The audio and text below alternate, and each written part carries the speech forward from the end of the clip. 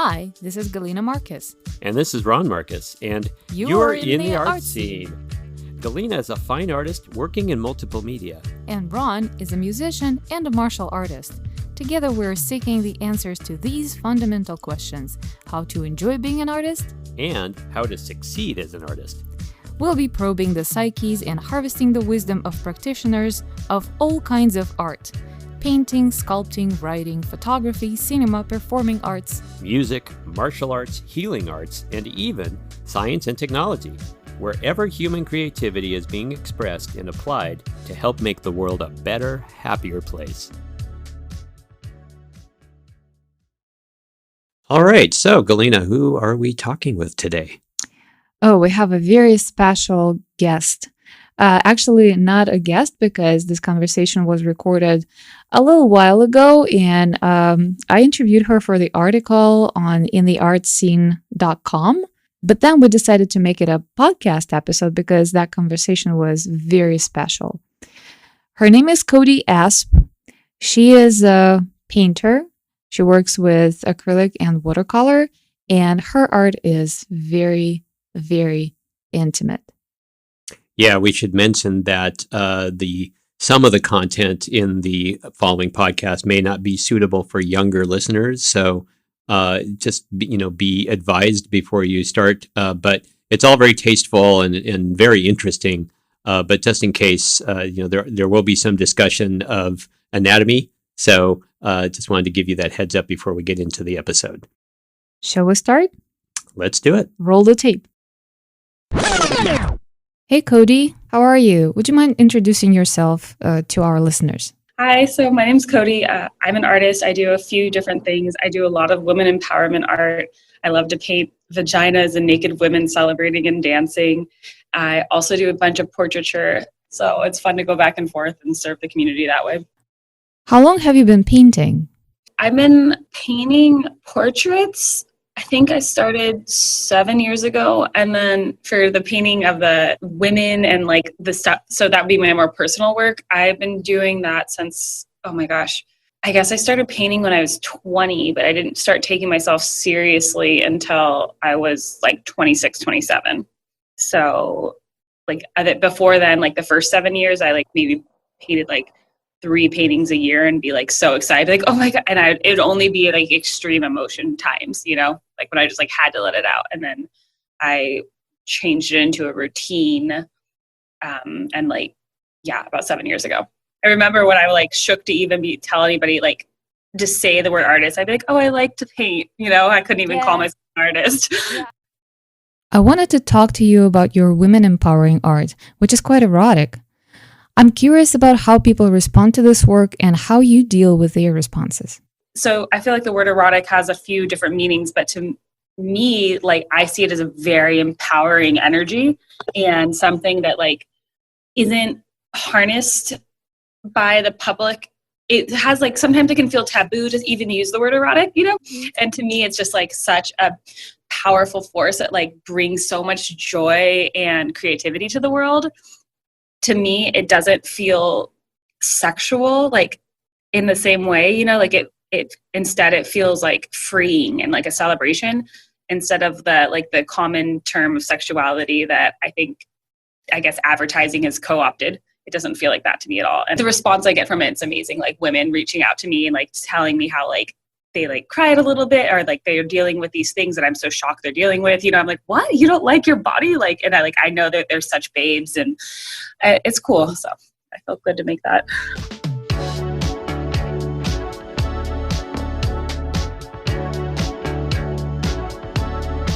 Can you tell me a little bit about how you started making this work and what is the reasoning behind it?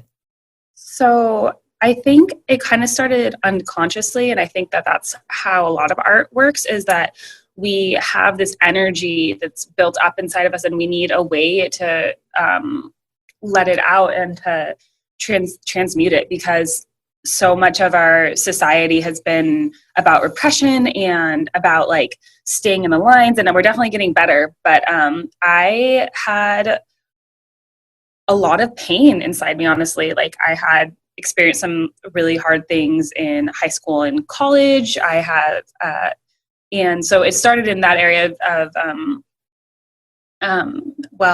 so I remember, this is going to be kind of like a heavy story, but I think I started painting a lot of the more erotic art after I had been drinking really heavily. I was really depressed. I'm normally a very bubbly person, like pretty happy. And like, I had never been like that before. And I was like so desperate.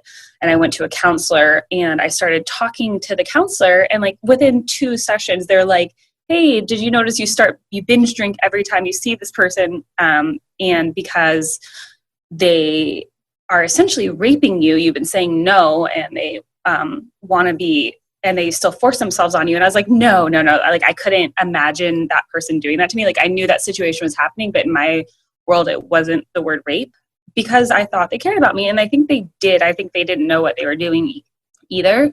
And I really needed a friend at that time. And so it was kind of just like a really dark situation. And I noticed I had started painting stuff like that around that time. And then when I realized that was happening, and I like got the terms, because also in like feminist classes, and I was like, oh, and I kind of understood more what was happening. And I tried to have a conversation with the person and my group of friends, which was a mixed group of people. And everyone was so angry at me. And they're like, what are you saying? I was like, I'm not saying this, but like, I just thought that the person I am talking about, like, I had always thought that they were pretty open-minded, and like I knew they were going through some hard times too, but I didn't think they were a bad person. They were like, they wouldn't even listen, and like they kind of went down a way darker path. I don't know if they're doing well today, but it was hard because I felt like this drama queen and like a jerk, you know what I mean, for saying all this stuff, and nobody listened. And I painted a lot after that. And now I know, like, I wonder, like, when all that happened, if anyone ever thinks about it and they're like realize, because there's so much more public discourse around it, like what was going on. And so I feel like retroactively validated, and also grateful that I paint. So that's when that energy that I didn't know, I didn't have words for, I didn't have a story for, I didn't have any framework for, I think the only way I was able to let it out was through painting. And so that's how that started developing. And then I'm so much happier now. I have like amazing people in my life. And so I think the work has really changed to like a big celebration of like women's bodies and what's going on. And again, just like another piece came from like people talking to me about how they're feeling insecure about parts of their bodies and stuff. I don't know why, but I think since I've always felt pretty comfortable in my body, people like get that energy from me, and they'll open up, like, like share, and like they'll like show me their vagina and stuff, like crazy stuff. It's a funny situation. Like, I don't know, like one of my jokes is like I feel like girls like always love to get naked around me, which is great. I love it too, you know, but it's just like, and it feels so pure and innocent and like wonderful. And so like that's kind of where that came from. Like, I just was like, I feel that joy instead of like this, like something that used to be like fearful for people. And they're like, oh my God, I can't believe I'm doing this. We're just like dancing around and jumping. And so that's where that work comes from. Thank you for sharing such a personal story. I totally understand what you've been through. Being in my 30s, only now I realize that some of the situations in my life were abusive, although at that time they were totally socially acceptable. Thank you for bringing this topic to the table. I think it's very important to talk about it. But you are now in much better relationships, right? Yeah, my husband's incredible. He's like the best. This is kind of a weird insight like thing, but when we first started dating, I was like, I think he's transgender, because there's no way he can be this cool. Like, and I was like talking to my best friend, I'm down, like it's fine, he's amazing, but I'm like, how is he so great? Like, because I just had a man who was like so like he had to have been a woman before. So my husband's a badass. Yeah. What does your husband say about your art? He loves it. He's like my biggest fan. He supports me so fully. He like, it's his backdrop on his screensaver when he does like Zoom meetings, not meetings, like he couldn't have it up during meetings, but he has like a poker tournament. Yeah. He's like, woo! But he does share it with his colleagues and like encourage them to like buy my pieces. But he does like poker with his buddies, and he always has my backdrop, and he like just talks about how beautiful it is. And he supports me so much in it. And like I have waves of times where I'm like, what am I doing? Like, like any artists are like, sometimes I'm just like, I suck. And he's like, you do not. He's like, and I'm like, I don't even know if I'm an artist. He's like, you are. He's like, I've seen when you don't paint for a week, you freak out. Like, you are an artist. I don't feel that way. Like, you have this in you. And so he's so encouraging.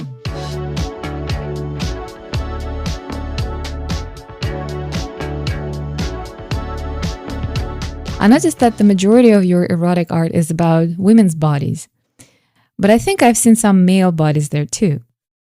I want to do more men, actually. I think it's really important. What is it? I'm not sure why I don't pay more men. I think it's like, I don't know if it's like something internal, or it's also really hard to render a penis like beautifully to me. Like, not that they're not beautiful, but like, I don't know why. I just like feel kind of a little bit uncomfortable dating them. So I did have this one series in mind a long time ago that I never really went through, but it was this series I wanted to call Dictomized, and like paint a bunch of penis size, and like, but it's kind of like weird. I don't know. That's just not my area yet, but I do like painting couples together a lot. I think that's really a great space to paint. I just think it's so beautiful.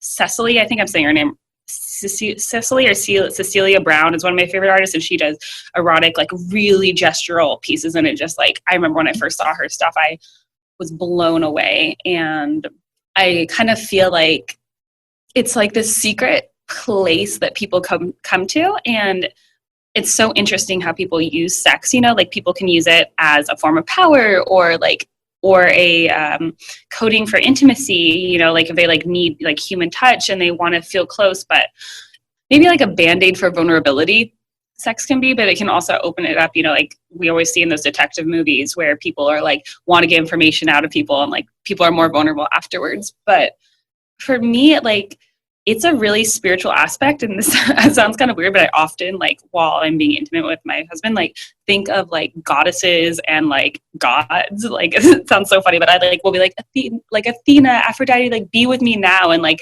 I imagine these like golden threads like coming between us, like in our heart and just in our different spaces, and like this connection, this energetic pull. And I've told him that I do that in my mind, and I know and if I don't do it, like if I don't feel that energy, I notice the difference. Like, he's so much more joyous afterwards, and like I am too, and like I just feel this deep bond. And I think that's like the most, like, that's what we're always going for, is like that like geyser, like sprouting magic feeling. And that's how I would love intimacy to be always, if possible. Yeah. I don't know if that was what you were asking. I really TMI'd it there. That was a lot of information.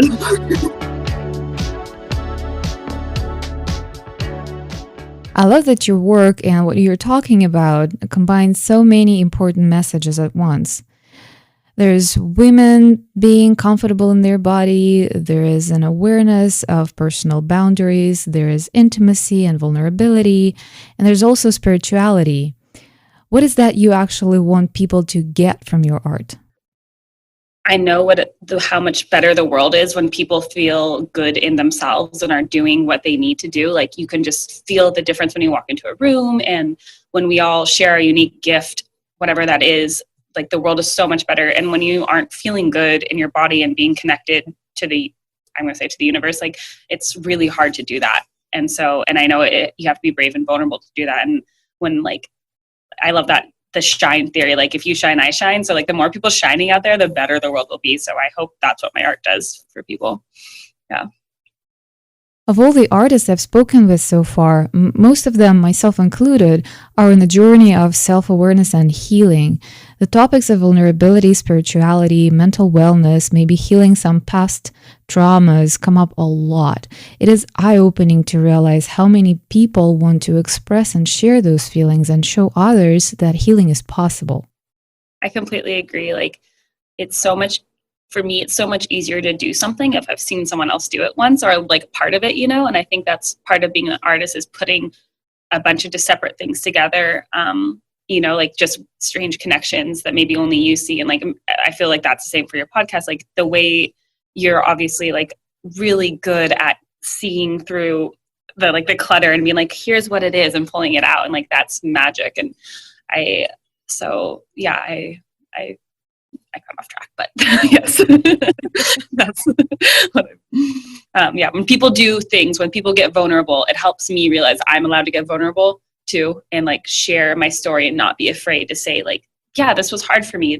I'm going through this, and then that feeling of connectedness, like to me, it's one of the best feelings in the whole world.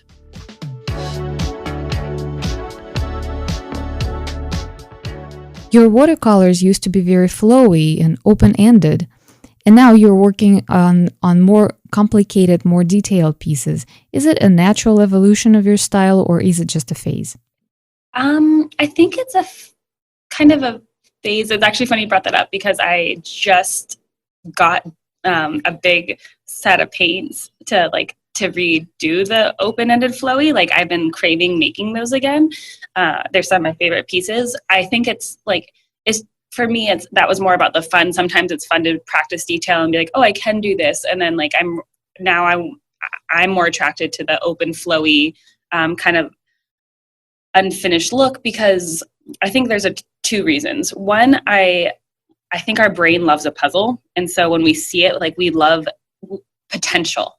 And so this idea of potentially, like, what else could that be? Like, I often prefer drawings that are a little bit unfinished. Like, when I'm doing my portraiture work, I sometimes want to be like, should I just send it to you like this? Because it looks amazing. Like, because we like to fill in those gaps. But so part of the way I did that work was a mix between India ink and watercolor. I'd like put petals down and kind of like create these bodies, and like I would do stuff like that. And so I actually just got a big new set of India ink that I cannot wait to play with. And I'm going to do, again, couples together. And then I'm really excited to paint a series of angels that are like, kind of look like clouds. So, yeah. And those are not going to be naked. No, I think they'll be in like kind of more classical, like flowy robes. Yeah. But I feel like I feel like talking about angels at all is like kind of like being naked. I'm almost more embarrassed to do that than like to be like paint a more realistic picture of me being naked, like out in the woods, because it sounds pretty woohoo, you know? And like, I've always had that aspect to myself, but I kept it down because I wanted people to take me more seriously. And now I'm just kind of like over it. I'm like, nope, this is who I am, and this is true. Hey, come to California. Everybody's woo-woo and talking about angels here.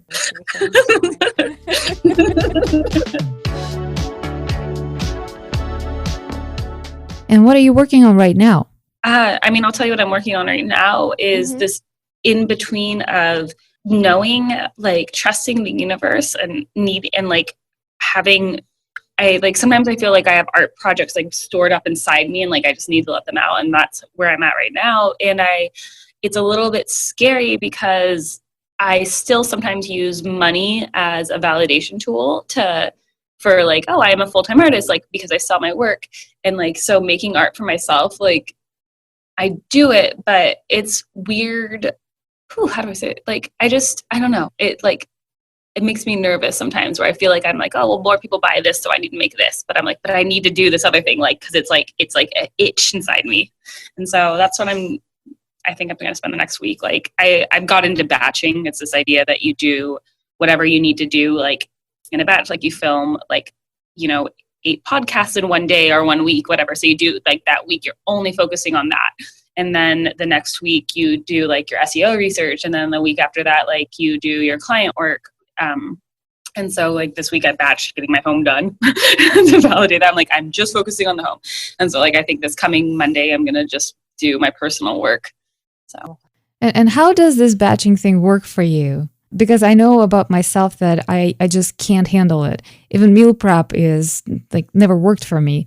So how do you come about just disciplining yourself? I totally feel you. Batching is really new to me. So like, I'm testing it out. It worked really well for painting client work. But I'll be honest, I have been trying to do the business part, and I'm like, ugh, I don't want to do it.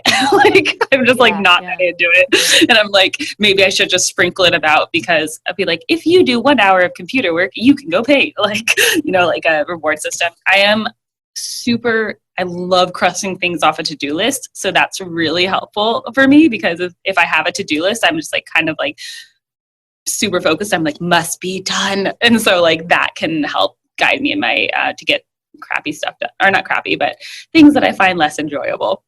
Yeah. Did I hear you mention the podcast? Are you starting a podcast? Oh, the vlog.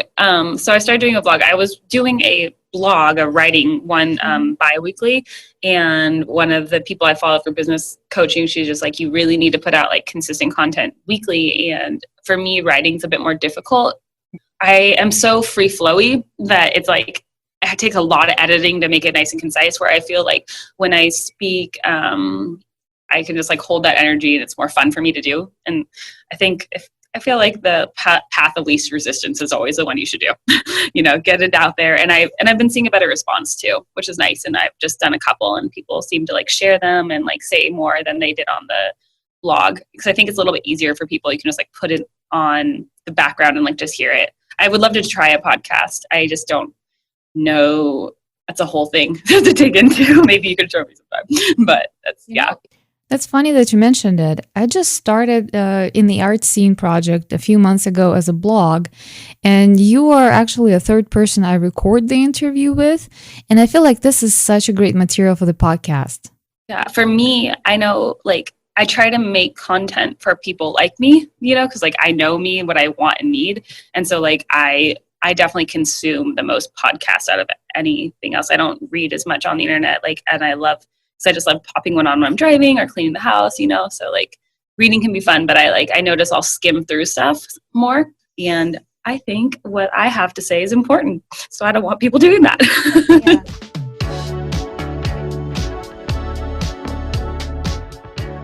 I've seen your little Instagram videos, and there was one in particular that caught my attention. It was about imposter syndrome, and I just felt like everything you said was about me. Oh, awesome. That makes me so happy. Good. That's like the goal. You know what I mean? Like, I just want people to feel like I'm talking to them and I'm with them, because like I am, and that sounds kind of funny, but like, I'm just like, I just say whatever, like I wish someone had said to me. And like, I pray at night, like I'll pray for like the dolphins or the whales or whatever. I'll be like, I'm with you. I love you. Like, don't give up. Like, I know there's so much going on in the ocean. Like, don't give up. And like, I do that for people too. And I know people around the world are also doing that for everybody, like all the women who are suffering and stuff. And I'm like, hey, we're here together. Like, you might not know it, but there's so many people loving you. I have this other thing that was newer to me, where I talk to my child self and my teenage self, and when I really first started doing this practice, I started bawling, because I was like, I think about some things, I'm like, that was so hard. Like, me today would have the hardest time going through it. And like little 13-year-old me went through it, and like, I'm like, how did she do that? And like, I like, just like tell her like, I love you. I'm here for you. I'm going to support you. And I like wonder if like future me, like if she, like my little 13-year-old self, like felt future me, and like knowing like, hey, I am there for you. You're not alone. Like, and so, like maybe grandmother me is like, you've got this, girl. Like, don't give up. Yeah. So I've done some of this too. In the therapeutic work, I had this exercise of talking to my little self, and I think I haven't cried as heavily ever in my life. That was so emotional. Yeah, it's so good. Yeah, I'll show you. I have this really funny picture I drew with my left hand, because that's supposed to be, this is like, I think I'm like 4 or 5 of this. You're supposed to like try to grab crayons and like construction paper and draw with your not dominant hand to like yourself, and just keep it up to remind yourself to nurture your inner child. So like it kind of looks funny up in my office, and I'm like, I was wondering if like I'd be like, yeah, my niece drew that. But, like, no, it's me. So like I keep that up as a reminder. Well, thank you so much for this conversation. It was so awesome. Thank you so much. This was amazing.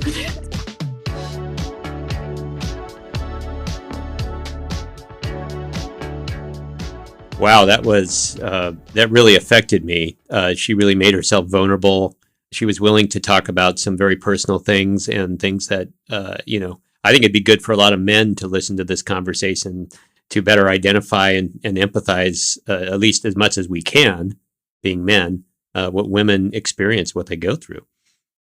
Yeah, it was very inspiring for me too, because as a woman, in many cases, you feel like you're going through certain things by yourself and no one can connect to it. But it's really nice to know that there are many of us going through the same things, and that there are people like Cody who is open to bring the conversation out to the table and openly discuss it with other people, because this is such important topic. Well, I was really glad that you had recorded that conversation for your notes for the blog and decided to turn it into a podcast. And we thank Cody also for allowing us to make this a podcast and share it with you today.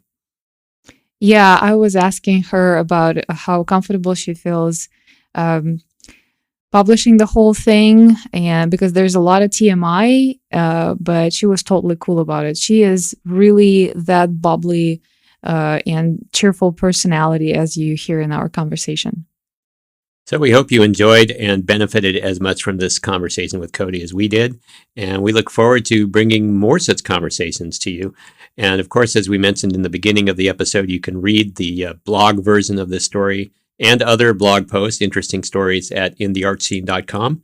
We're going to have more podcasts coming soon, so make sure you sign up for our e-newsletter so you know when the next podcast drops. And drop us a note about what you think about this topic and how do you connect to it. And where can we find Cody's art? Where can we see it? Cody's handle on Instagram is Cody C. Huff with double F in the end. And there's no underscore or hyphen or anything. And her website is Cody-Huff with double F in the end .com. And I think that'll do it for us today. And we thank you for being in the art scene.